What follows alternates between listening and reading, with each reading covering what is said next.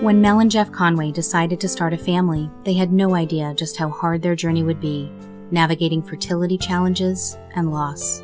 This is their story. We waited quite a while to start a family.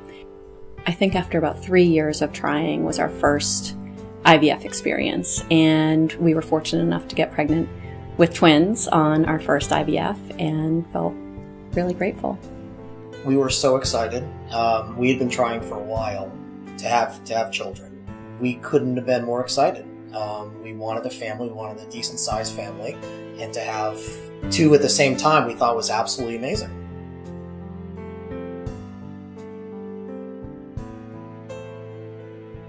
The team at the hospital could not have been better to prepare us for their arrival. They let us know what was going to happen. They let us know that the babies would be born alive, and that they would live a very short life, and that we could choose to share that life with them, or choose to never see them, or choose to not name them. And we signed up for the full package, and we got to dress them and hold them, and they lived about 3 hours, and we were with them the whole time. And it was really hard to say goodbye.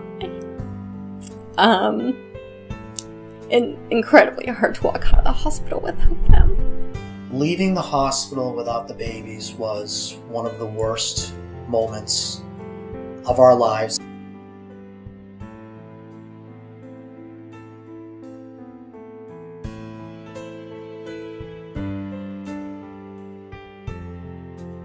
During my pregnancy with Kate, I have to admit I had a really hard time believing that everything was going to be okay. Her pregnancy wasn't easy. I was in and out of the hospital a lot. They still didn't really have all the answers as to why I lost the twins. And I had a hard time connecting and bonding and believing that this baby isn't going to leave us too. Seeing her for the first time in the NICU, I was fortunate enough that I was able to hold her and do skin-to-skin contact. And my sister happened to be in the hallway, and she caught a picture of Jeff over my shoulder and me holding Kate for the first time, and I'll never forget it. It just felt so blessed. I love this idea of the rainbow baby, because you do suffer through this horrendous storm that you really feel like is never going to end. And there were people who told me, it's going to get better, it's going to get better, you're going to be okay. And I said, no, I'm never going to be better. I'm never going to be happy again. And Kate certainly proved me wrong. Couldn't be more excited. Nothing will ever replace the twins. This child doesn't replace what you've lost, but it does, at least for us, it did ease the pain a little bit. We knew we wanted a bigger family, so decided to go through IVF again. And unfortunately, the fifth time did get pregnant and miscarried again. But we did move forward with a sixth IVF, and we were able to get pregnant with Owen. And he came 5 days early on his own, 8.5 pounds, and things couldn't have gone better with the pregnancy with Owen. So we felt really blessed.